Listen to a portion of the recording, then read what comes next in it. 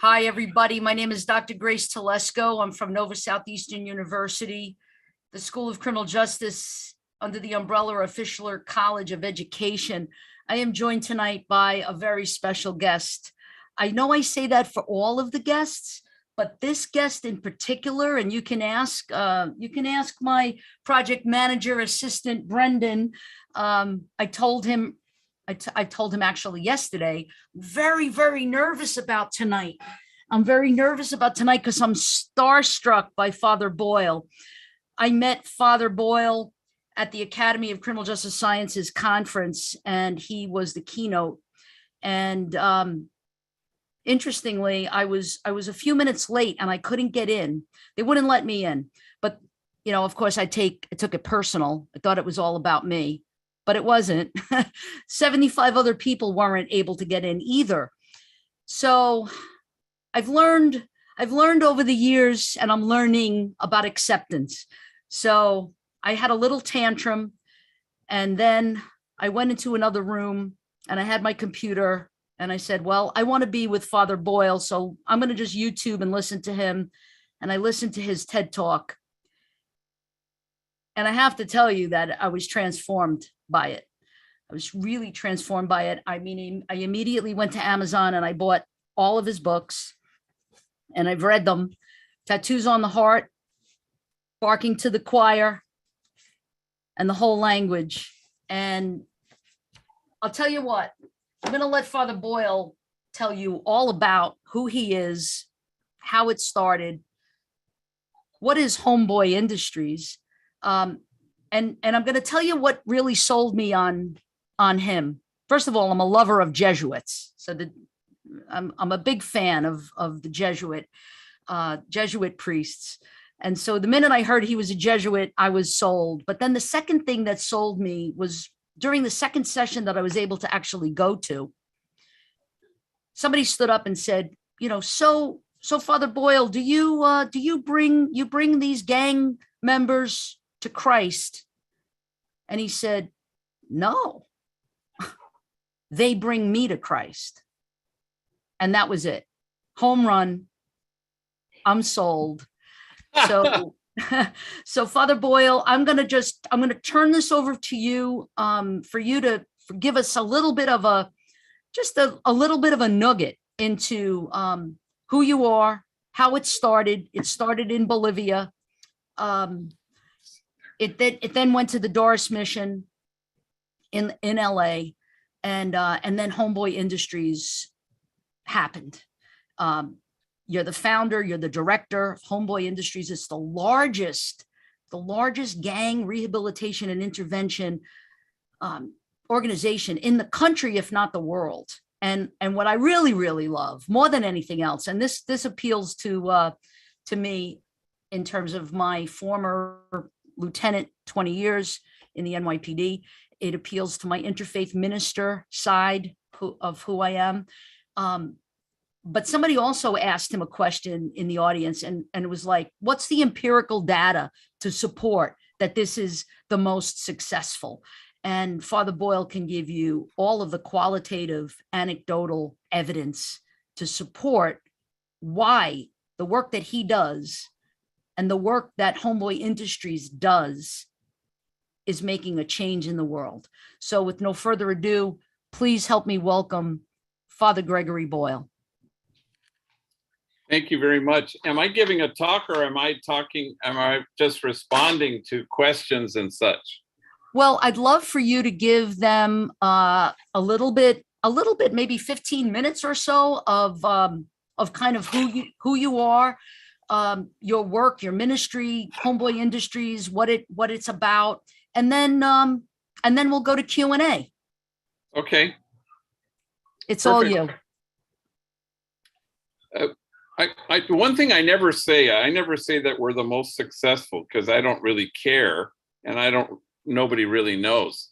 But I can say that we're the largest gang intervention, rehab, and reentry program on the planet. That much I know. But I never say successful. People sometimes think I've said successful. No, I don't. I avoid it as best I can. So Really noisy. Is there anybody helping? Yeah, so we're in chaotic zone here, and it's noisy out there. And so hopefully it'll quiet down a little bit. So, you know, as you mentioned, Homeboy was started in 1988 when I was pastor of the poorest parish in the city, and it had 8 gangs at war with each other in 2 very large public housing projects, and largest grouping of public housing west of the Mississippi. And so we did a lot of things. We started a school, then we started a jobs program, and we did a lot of things. So we just tried to address the lethal absence of hope, and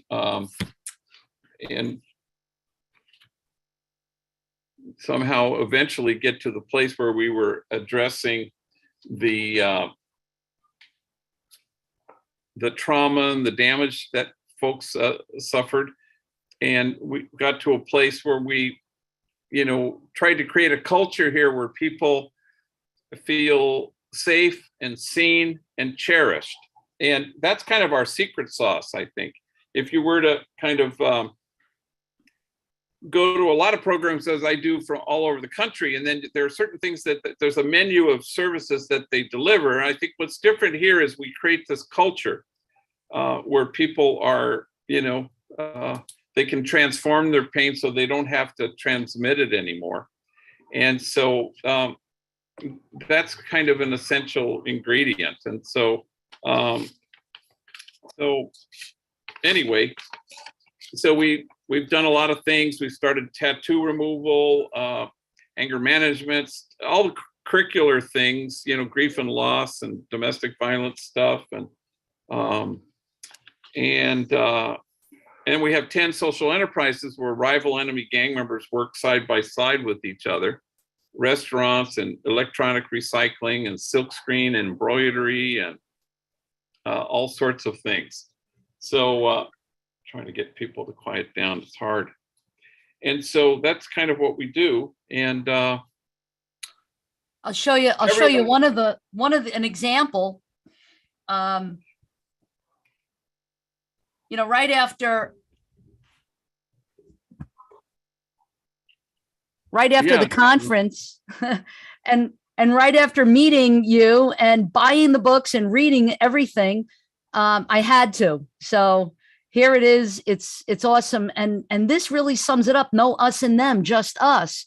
And that's what the kinship piece is. And that's what the compassion piece is. And it's not an us and them. It's not even an us and them within the rival gangs. I mean, the whole point is about unity and oneness and kinship, right? Yeah, but I think what happens, the difficulty sometimes is that people want to address this like it's the Middle East or Northern Ireland, you know, conflicting, warring sides. What if we sat them down and had them talk it out? That may work at Middle East or Northern Ireland, but that's not what this is about. Gang violence is about something else. So you always have to kind of find the something else, you know, and that's, you know, no treatment plan worth a damn was ever born of a bad diagnosis. So if we think it's about conflict, then I suppose that's what we'll do. And part of that comes from an insistence that crime, gang crime, but all crime is, you know, perpetrated by rational actors coming from a healthy place. I didn't need to know very much, frankly, the other day to watch the shooting in the subway train in Brooklyn. I didn't need to know very much, you know? And so right now you got people going, what's the motive? I go, well, I don't know. Has a healthy person ever done that? Never. In the history of the world? Never. Does a rational person coming from a healthy place do that? No, never. It's never happened. And when a man assaults an aged Asian woman on the streets of San Francisco, and we immediately say hate crime, I go, well, no, it's not about hate, it's about health. Nobody healthy's ever done that. But that's part of the problem. The no us and them is about insisting on a high moral distance. And morality has never kept us moral, it's only kept us from each other. So gang members have taught me that over 40 years. And I think that's important because this is why we don't make progress. I mean, I have to admit, I was watching MSNBC and the former NYPD detective was being asked, what should we do? And he says, well, we need to have cops on every train or more cops on trains, which is fine. And then he said, because we need to make life uncomfortable for bad guys. And I went, bingo, that's why we don't make progress. Because A, people actually think there are such a thing as bad guys? I mean, no, that's why we don't make any progress. And demonizing is always untruth. Always, you can take that to the bank. Nobody healthy invades Ukraine. Nobody healthy and whole shoots up a subway train. Nobody well slaps Chris Rock. I mean, it's about health. And that's a relief, because then you can begin in a place that is more whole, a place that says everybody's unshakably good and everybody we belong to each other. Now we can begin. How do we love people into wholeness? So Homeboy Industries, which is quite large, I mean, we just want to be the front porch of the house everybody wants to live in. And so that's what we attempt here. Right. How do So we if you convince... ask one question, then I go into a kind of a rant. No, that's great. So how do we convince each other that the demonizing and the separation, that us and them, that bad guy, good guy, whoever that is, that we need to stop doing that? How do we convince each other about that?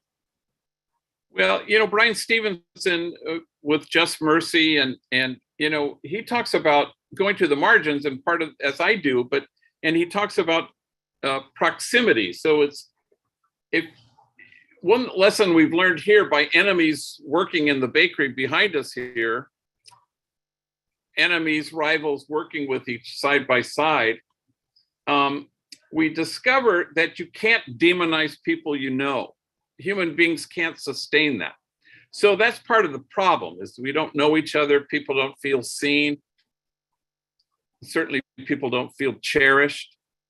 But this is why we don't make progress, because we name things incorrectly. We think there's such a thing as good people and bad people, people who make bad choices. We talk that way, And I look at gang members, I go, wow, not all choices are created equal. I didn't join a gang, but how are you going to lionize my choice as some kind of high moral ground? There's no way I would have joined a gang, not because of a moral code, but because white privilege, and I won all these lotteries and parent lottery and zip code lottery. And, so yeah. So, I mean, I just think it's,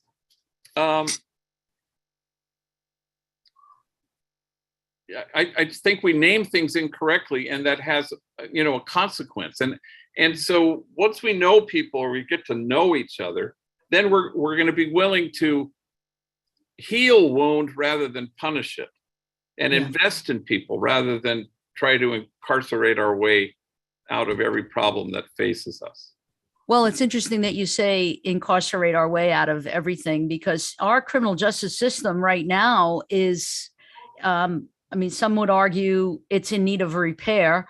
Some would argue that the reason that crime is going high again is because we're doing something wrong, or in fact, one of our I don't know if it was a Alpha Phi Sigma member or one of our students asks you a question about, what criminological theory would you prefer to explain gang violence? And, again, criminological theory. Well, choice theory is the first thing that would come to my mind.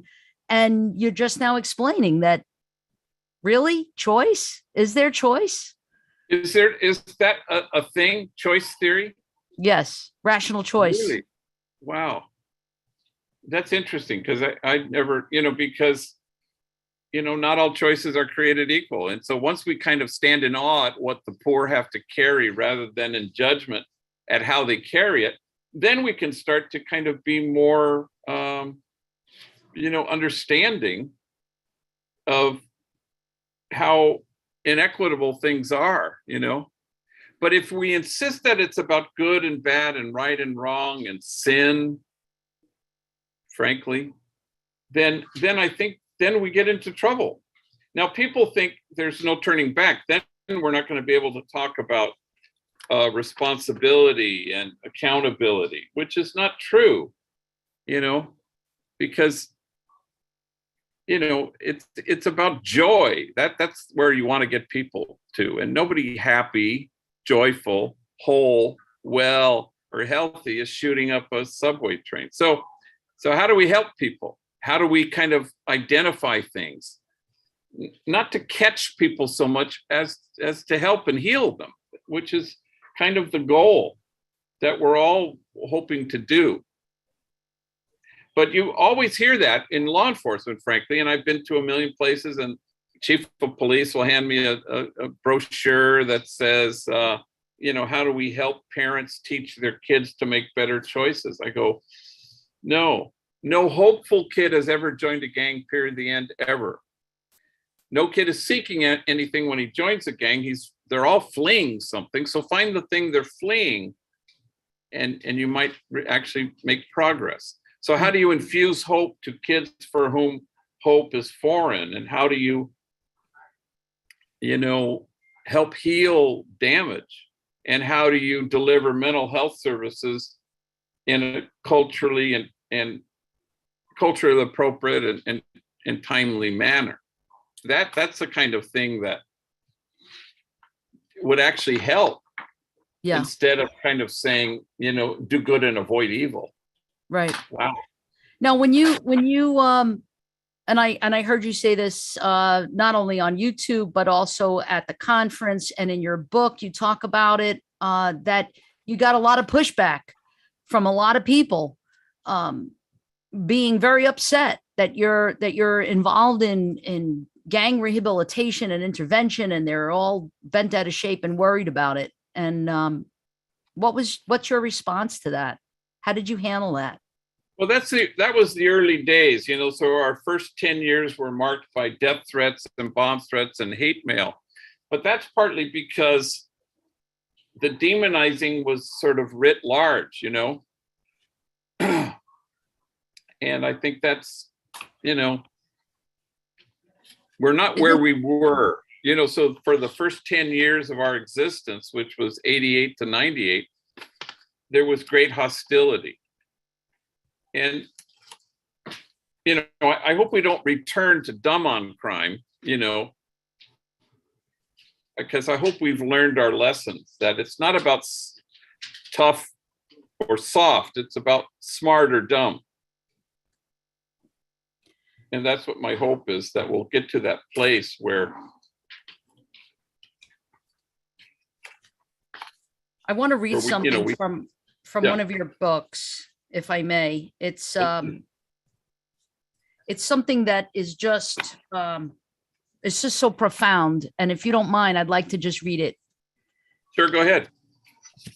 Only kinship, inching ourselves closer to creating a community of kinship such that God might recognize it. Soon we imagine with God this circle of compassion. Then we imagine no one standing outside of that circle, moving ourselves closer to the margins so that the margins themselves will be erased. We stand there with those whose dignity has been denied. We locate ourselves with the poor and the powerless and the voiceless. At the edges, we join the easily despised and the readily left out. We stand with the demonized so that the demonizing will stop. We situate ourselves right next to the disposable so that the day will come when we stop throwing people away. Mic drop. Seriously. You're great. Can you talk more about that? Because I think that's the answer to like everything.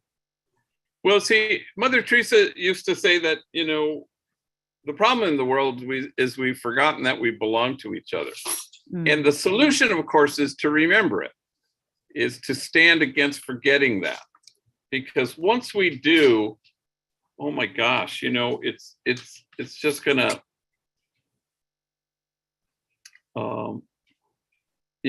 be able to kind of free us from the things that keep us from,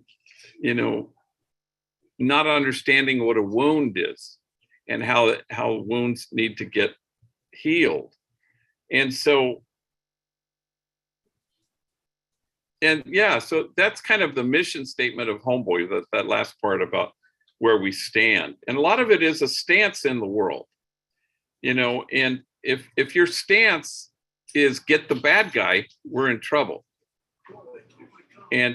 But and the truth is, back in the old days anyway, there's a perfectly good sign on the squad cars here that says protect and serve. Couldn't be better. But if you ask cops, what is, just in your own words, what is your job? And that's when they would say, get the bad guy. And you go, oh, no, protect and serve is better. It's way better. Right. Because you're protecting and serving because we belong to each other. And everybody's unshakably good. They're not just having the worst day of their life when law enforcement bumps into them, which is what a lot of enlightened chiefs of police would say. Remember that the people you encounter are having the worst day of their lives. But it's also about understanding that some people have to carry more than others. And everybody who walks through the doors here, if their stories had been flames, you'd really have to keep your distance, otherwise you'd get scorched. I would not have survived a single day of any of their childhoods. And so that's important. So then you can have a reverence for how complex human beings are. And then you can also stand in awe at what they have to carry rather than in judgment. And so the measure of our compassion doesn't reside in our service of those on the margins, but only in our willingness to see ourselves in kinship. So no kinship, no peace. No kinship, no justice. No kinship, no equality. No matter how singularly focused we may well be on those worthy goals, they can't happen unless there's some undergirding sense that we are aligned. And so it's not about reaching people, it's about being reached by people, allowing your heart to be altered by the folks at the margins, because these are the folks who are our trustworthy guides. And so we might as well listen to them. And I love how you always talk about that. You say the homies have taught me, the homegirls have taught me. And it's not like you're helping them, because again, that's an us and them. I'm the helper and you're the helpee. But it isn't that way. This is this beautiful relationship and dance that you're doing with homies, with homegirls. You talked about you talk about this in your book. You also talk about it on some of your programs about the guy that has this tattoo. I don't want to say what it says because I don't want to steal your thunder, but can you tell us about that? You know what I'm talking about, right? The tattoo across his forehead. Oh yeah, so that was that's how anything was born here. That's how tattoo removal was born. So he was 2 days out of Corcoran State Prison, and he he walks in. I'd never met him before, and written across his forehead was "fuck the world." And he said, I'm having a hard time finding a job, and so naturally I hired him. And then we were able to get a doctor to remove his tattoos, and, little by little. And, and he's proof that everybody's a whole lot more than the worst things they've ever done. And, you know, he now works as a security guard at a movie studio, and because he, you know, we have that service here where you remove your tattoos, it's very painful, very arduous, and takes a long time. But now he's good. He's good to go. Yeah. So that's the kind of the idea, you know. Absolutely. Absolutely. And, you know, one of the things that you also mentioned is that the program is not a religious one at all. It's a spiritual one.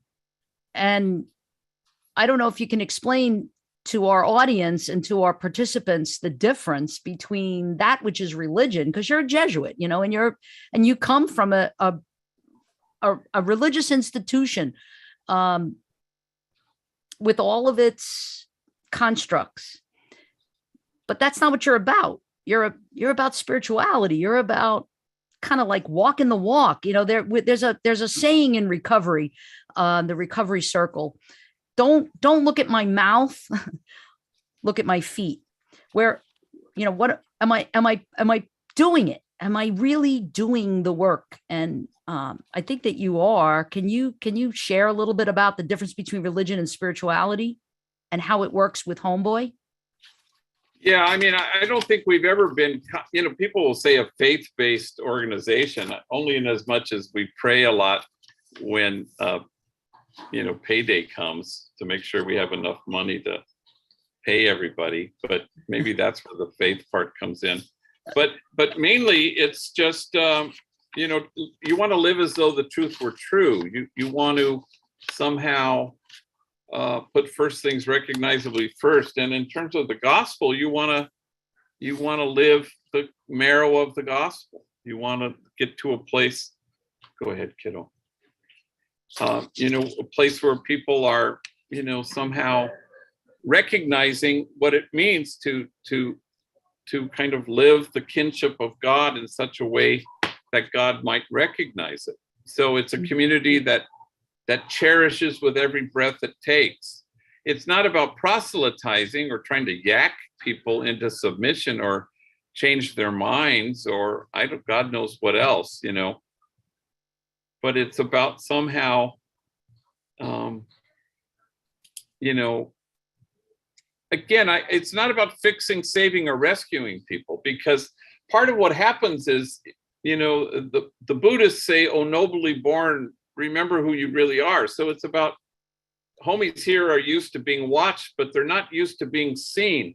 But if you see people, that people are seeing you back, and then it's exquisitely mutual, and people are inhabiting their shared dignity and nobility. And so it feels passive, like you're not doing anything.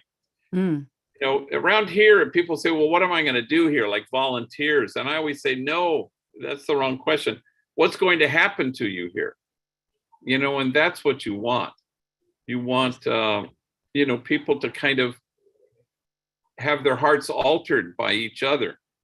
Yeah. It's about transformation, not rehabilitation. It's about transformation. Would you agree? It's about transformation. But, you know, I was, I think it was at the end of an interview with PBS, and they said, well, how's it feel to have saved thousands and thousands of lives? And of course, I don't know what they're talking about, but because this place transforms, I don't transform, you know, and I think that's important to underscore, because transformation happens here, but it's not a thing that I impart onto you, right, or somebody else does. It happens here. It happens in the culture, in the environment. And a homie called it the other day, the aroma.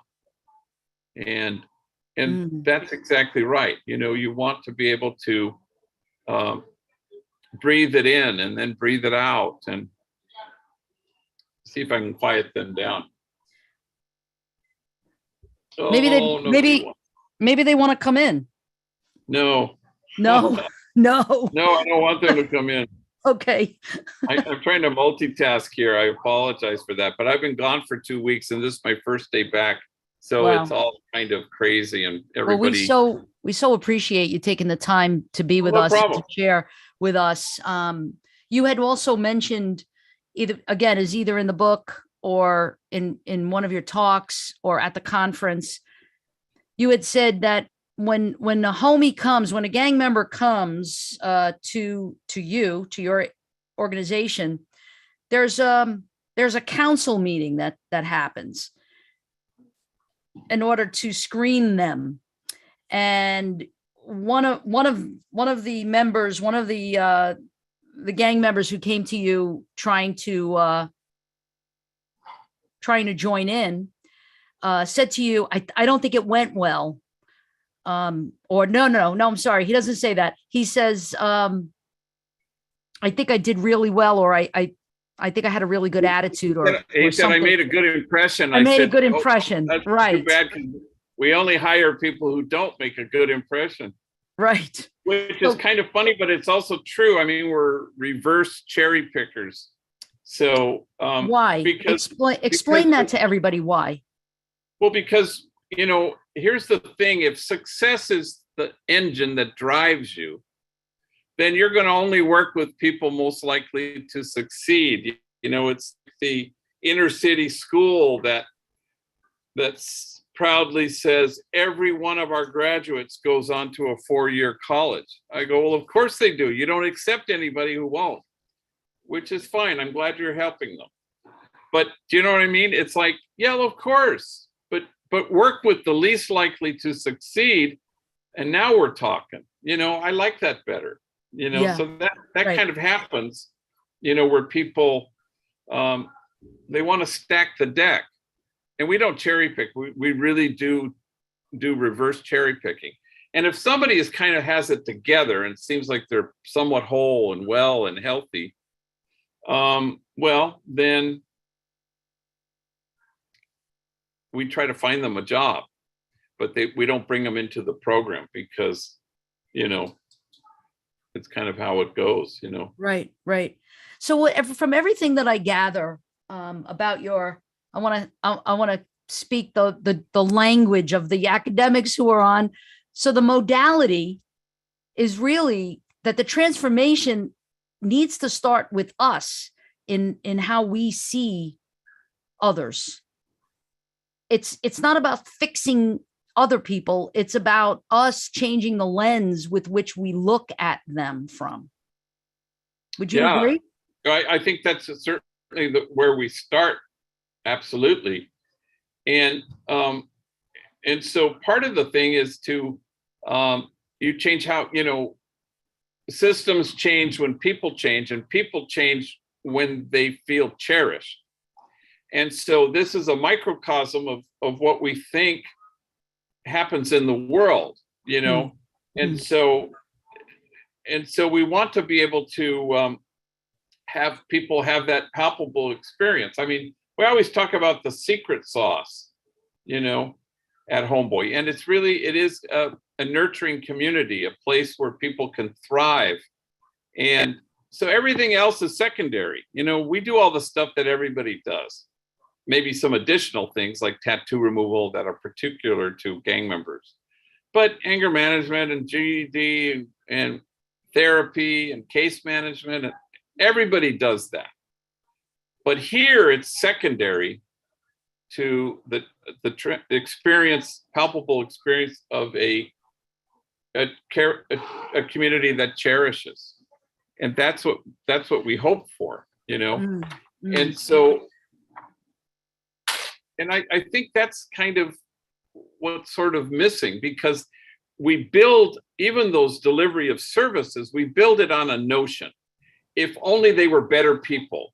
If only they had better character, if only they were smarter, if only they were trained. No. If only they had a palpable experience of healing and transformation. Because an educated inmate may or may not go back to prison, and an employed one may or may not go back to prison. But a healed gang member will never reoffend, period. And so that's kind of our contention. That's what we feel entirely, completely. So, so I think that's sort of the idea. It's changing how you see, definitely, but also how we proceed. I think I might have mentioned at the conference the thing about the chief of police who said to me the number one reason why kids join a gang is excitement. But that's the outsider view driving the inside of our policy. That's people sitting around a table and they're saying, wait a minute, why would a kid join a gang? Hey, wait, how about this? It's excitement. Yeah, put that down. That's how that happens. But nobody who knows a gang member would ever make such an assertion. Nobody. But and for too long, the outsider view has driven the inside of how we see things. Another that explanatory factor that sometimes is brought up is that people join gangs because they want to feel like they belong to something. Well, that's also an outsider view. Tell us why. Well, kids join Little League because they want to belong. But kids join gangs because they want to die. And so once you know that truth, then you go, oh, okay, now I get it.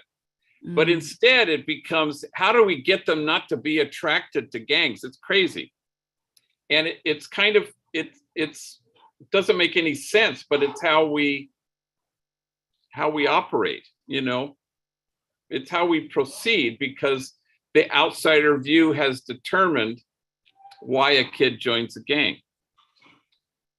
And no kid is seeking anything. They're only fleeing something. So once you know that, you go, oh, let's address the thing they're fleeing. And we'll probably make more progress rather than, I don't know, just say no to gangs or something, which is what people do. And, and it's kind of a non-starter, but it's what we do. So everything lies at the heart of radical kinship and compassion. I think so. I mean, again, speaking, spiritually, I think that's God's dream come true, that you may be one. That's what you want. And so we then we get goofball religious notions that somehow God wants us to go, oh my God, you're great. Like God is longing to be complimented.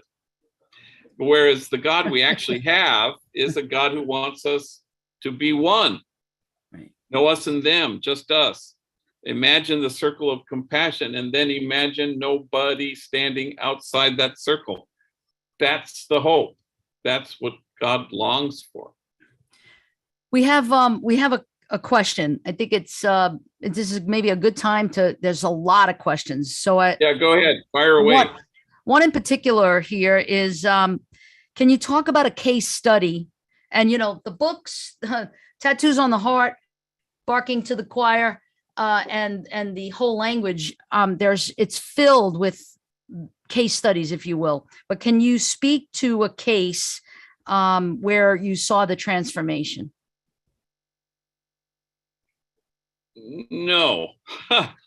First of all, you have to read the books. It's only about transformation, and there are too many cases. So it'd be impossible to go, well, here's this one time. So it's only about transformation. So, how do you create a culture where people are able to transform their pain rather than transmit it? And that's what happens for everybody here. In the early days, we used to say, if somebody got rearrested or started to get high again or disappeared, we used to say, well, maybe they'll be back. But nobody says that anymore. Nobody here says that. We all say, they'll be back. There's a kind of a certainty now that we didn't have in the early days. Because once you have a taste of being cherished, everybody comes back. Now, they may not be ready for it because it does require some excavating of wound and dealing with your stuff and coming to terms with what happened to you. That's true. But, there's but once they have a dose, we talk a lot about dosing here. Once people have a dose of kindness and tenderness.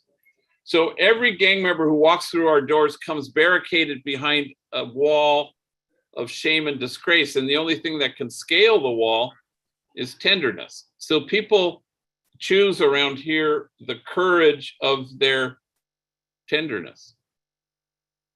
And so it gets them to a place where they can, come to terms with what was done to them and with what they did. And that's liberating. And that's what you hope for. There's a lot of similarities between, I think, between what you do, the work itself, and recovery, whether it Absolutely. be, a 12-step model, so to speak, in terms of, welcoming the relapser back, not judging them for the relapse. But these things are very difficult when we love someone and we start to care about them, and then they go back into a painful life. When there's another way, which is the way that they found in this beautiful circle of compassion and kinship. But then, like you said, they leave, but they'll be back. When they return, is it the prodigal son situation with the father and the older brother? That's just, the older brother is like, I can't believe you're welcoming him back, kind of thing. Yeah, it's probably more the father and the son, where people are, very much couldn't be happier that they're back, It's more that than the jealous brother. Look, I've been here and I never relapsed. So how come you're welcoming me back? It's part of the culture here, and that's what you want. You want, you want it to be part of the air people breathe, where they really, truly, they understand that. And they all know it. And the good part is everybody who runs this place at this point, it took them 3 tries to get to the place where they're actually managing and running the place. So, and that's heartening, that happens. Yes. Yeah. Yes. And it's such a good, holy, healthy thing, Yeah. For people who not only been there, done that, there's that, but they've been there, done that, and it took them 3 tries, Right. So that's kind of good. We want that, but it's kind of like the religious. Go ahead. No, I was going to say it's like the martial art in Japanese karate, this and also Zen Buddhism, this notion of fall down 7 times, get up 8. That's right. Yeah. So I'd like to maybe take some questions. If any of our participants in the webinar have the ability, they can raise their hand and I can give them audio privileges so that they can ask Father Boyle directly, or as I'd like to call him affectionately, Father G, or as he's affectionately called by the homies, G, which I love because my students call me Dr. T. So it's very similar. I love it. Does anybody have a question? Raise your hand and I'd be really happy to give you some mic privileges. We've got one person has their hand up. Lead Institute. Go. Yes, good evening. My name is Troy Clark, and I run a community correctional training organization in the Bahamas. And here we are experiencing, in the capital, Nassau, New Providence, a serious gang warfare. My question is that majority of the young persons who are between the ages of 12 and actually 19 are participating. How do we effectively actually break the violent cycle that we see increasing in our island nations today? How do we break that and help bring a truce so that we can actually move on to the part that you spoke about of that healing process? How do we do that? It's difficult when people are young. That's a challenge. When somebody has done 25 years in prison and they come and they, they're tired of being tired, and they want to hang their gloves up. That's a different thing. And so, I don't know, but there's unfortunately, I think in this country, people bought into the idea of conflict resolution, like it's about conflict, like it's about anything. It's not about anything. Gang violence is not about anything at all. It's about, are you still there? Yes, I am. Okay, because I've lost all. No, I'm here. There you are. I'm still here. I'm still here. I thought maybe I was talking to myself. No, you're not. It's not the first time. So, but yeah, so I don't know. It's like, but that's what we think. We think it's Northern Ireland or the Middle East, and it just isn't. It just isn't. And so how do we kind of change the model, So a loving, caring adult who shows up and pays attention, that's going to do more good than having peace treaties. Okay. Absolutely. And who can show up and pay attention and be a loving, caring adult? Everyone can.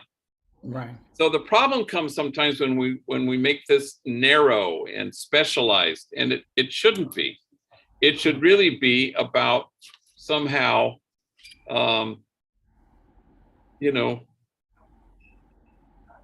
if you're the proud owner of a pulse, you can, be beneficially present to people, and you can help people. Yes. And you can pay attention, you can know their name, and you can see them, and they can feel cherished. That's why it's a human thing. It's not a specialized step aside. Let me handle this. Oh gosh. See, I get triggered too because I have as much PTSD as the next person. Right. Yeah. So once somebody's starting to scream, I go, no, don't scream. I love at the conference you mentioned something about a gun. A gun appears and your reaction is yikes. Where did a gun appear? I don't know. It was an example you were giving. Oh. Someone asked you in the audience about the dangers, and you're mentioning now, PTSD. So I'm sure that there are times when there might be some breakout of something that makes you go, yikes. Oh, yeah. I mean, and again, it's on the one hand, everybody wants to have a calm life around here. But on the other hand, you also want to be able to put bad behavior in its place. It's a language. It's not a problem. But our goal is not to become a behaving community, but a beloved one. And so that's why people, generally speaking, don't get tripped up by behavior. They just know it's a language. What language is it speaking? Oh, you've been living in your car for a week and now you're just pissed off at the world. Okay, well, let's see if we can get you not to live in your car anymore. So it's like that, I think, mainly. Yeah. And there are a lot of moments where I say yikes here. Trust me when I tell you. Does anybody else have a question right now? Just raise your hand. Anybody has a question on YouTube, please feel free to just put your comments in. We're about to wrap up very soon. So last chance. Ever since meeting you, ever since reading the books, I want to get on a plane and I want to go to LA and I want to see you. And maybe someday we will. Maybe we'll take a field trip. Yeah, get a field trip, because that's just, hey, where are you? We're in Florida. We're in South Florida, Fort Lauderdale. Well, south. because I was just a couple days ago in Jacksonville, which is way up north, I guess. Right. That's about 4.5, 5 hours away from here by car. But any last words that you wanna share with us? Well, I'm glad you're doing what you're doing, and so part of the thing is to somehow. So we all need a change of lens. How are we to see things, and don't settle for the easy kind of solution, which is almost always incorrect. Hold out for the stance that can be in awe, and also that can be reverent for how complex human beings are. But I think where you start is where you're going to end up. And if you're starting places, people are rational, and they have a choice, and on and on and on. And everybody comes from a place where they could make good decisions. Or you're going to end up somewhere if you do that. But if you say we're all unshakably good, there are no bad guys, we belong to each other, then watch where you go once that becomes your starting point. Then that issues in empathy and compassion.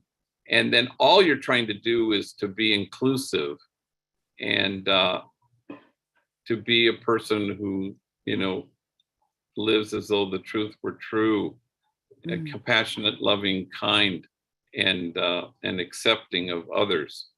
So judgment is the opposite of delighting, Right. and accepting people. So, and besides, that's where the joy is. So you hope you can get to that place, which would be nice. I have one of my PhD students is asking a question in the chat box here. How are gangs recruited to your program? And I bet you I can answer this, that it is about attraction, not promotion. That's right. Absolutely. Yeah. And You so know, we don't go out and, and say, hey, have you ever thought of this place? And it's funny, in 34 years, we've never had this problem, which everybody has across the country. And they always ask me, how do you get gang members to go there? And that's just simply not a problem we have. And so there are 120,000 gang members in LA County and 1,100 gangs. And every single one of them knows where we are and what we do. And we don't exist for those who need us or those who need help, only for those who want help. yes, right, exactly. Wow. Well, you make me want to be a better person. You really do. You couldn't be one bit better. Well, thank you, but there's room for improvement, and I believe that the transformation does begin with us. And I'm just so grateful that you have taken the time to be with us, to share with us. Anybody who's interested, I know I've been getting a lot of requests. Is this recorded? Well, it's being recorded on YouTube. So anybody who wants to can reach out to me, gt243@nova.edu, and ask me, and I'll send you the link, or just go to Fischler College of Education School of Criminal Justice YouTube channel, and you'll see it right there. I have to bring on my homeboy and my homegirl right now, Brendan Callanan and Michaela Porter. Both of them are unbelievable. They're our undergrad students. I tell you what, they teach me about kinship. They teach me about compassion. They are, the wind beneath my wings kind of thing. So Brendan and Michaela, I'll give you an opportunity to ask Father Boyle the last question or make a statement, whatever you want to do. Go ahead, Brendan. And by the way, Brendan is graduating. He's graduating, and he just was notified that he is the outstanding student for our college, and he's going to be carrying the flag, and his family gets to sit up front. And when he told me earlier, I feel like such a little child, just so emotional, because the care that I have for these students is just unbelievable. I think he must have been my son in another life or something. But anyway, Brendan, ask a question or make a statement, whatever you want to do, and then hand it to Michaela, and then I'll close us up. Absolutely. Thank you so much for the introduction, Dr. D. You know, I couldn't have done any of it without you, so I really appreciate it. And thank you so much for being here with us tonight. I was doing some research on your website and everything, and it's amazing all the programs that you guys offer and the difference that you're making. And after all this, I can't believe we didn't cover it. I have to wonder, how did you get involved in work like this, and where does that story of the story of Homeboy Industries, where does that begin for you?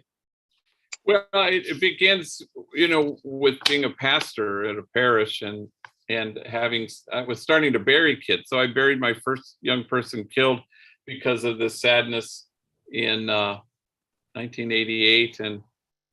And I buried my 255th last Friday. So, so we tried to do things, So I suppose I could have just said, well, I'm going to just say mass on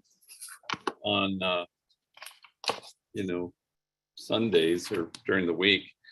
But it was so intense that, you couldn't really ignore it. You couldn't just say, let's ignore the violence and the deaths. So I had 8 funerals once in a 3-week period. So it was just intense, and shootings morning, noon, and night. So we were kind of forced to. I never set out to do anything. Like, I think I might go work with gang members. That never occurred to me. Right. But I suppose if my parish only had immigration issues, maybe that's what I would have turned out to do. So that's what it was initially. Certainly a lot of undocumented. But, that's kind of, but read the books. Yeah, read the books. Read the books. Maybe I'll get them for you for your graduation present. We'll see. There you go. All right, Michaela, last word. I just want to say thank you for. I just want to say thank you for being here and being on the webinar tonight. It was much appreciated. Sure, thank you. It's an honor to be with you. Thank you. And I'm glad we met in Las Vegas.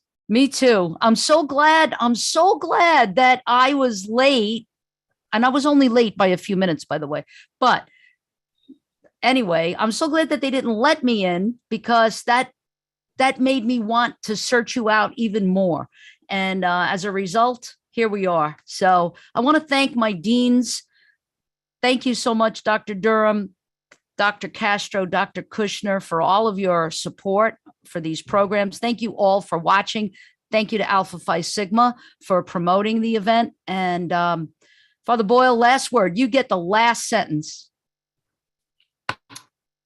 Well, the poet Wallace Stevens says that we live in the description of the place and not the place itself. And so we need to not settle for the description of the place. We need to hold out for a place of kinship where we belong to each other and we're connected, and it's all exquisitely mutual. So don't settle for the description of the place. Hold out for the very place itself. Thank you all. Stay well. Thank you. God bless you. Thanks. We'll see you soon.